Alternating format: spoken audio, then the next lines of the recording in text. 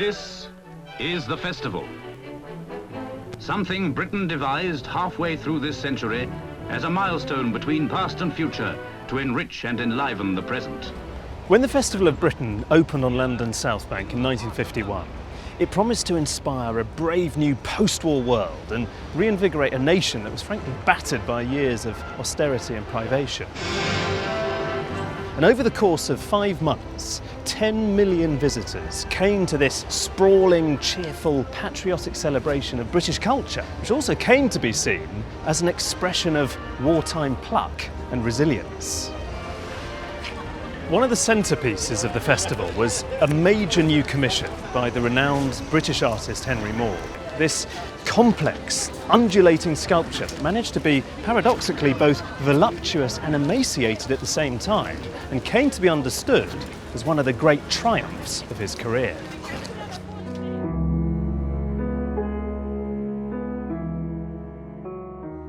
Rob, this is such an extraordinary sculpture for a lot of reasons.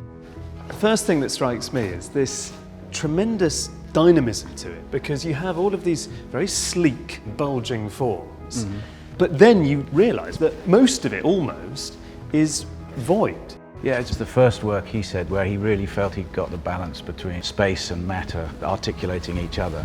This was the first large reclining figure that he made in bronze. So previously he is carving. He's carved stone and wood, and in that, of course, he was making space by putting holes into it. But he felt that that made the forms of the material itself become a little bit forced. What he felt he'd achieved in this one, he'd got a dancing balance between the rhythms of material and the infinity of space, which is why he also wanted to set it underneath the sky. The process of this is he began it with, I guess, a steel armature and adding a plaster. Drawing and then a maquette and then a steel armature. Then he added plaster. There's a fantastic film of this made by John Reed at the time, celebrating it.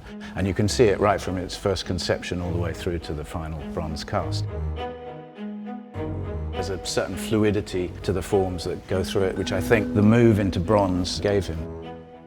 It's actually very weird. If you look at the logic of this, here are the 2 legs, and there you have a clear sense of a hip. And this actually seems like it's the same hip, because here's the other one. It's almost like there are 3 legs sprouting, and it gives it a slightly contorted, mangled quality to the form. I think he was very in tune with his time. I mean, you have to remember he had been through the war, not being able to make large bronze works, and also he'd been down in the underground drawing reclining figures, if you like, sheltering from the bomb. So I think a lot of that's got to seep into it as well.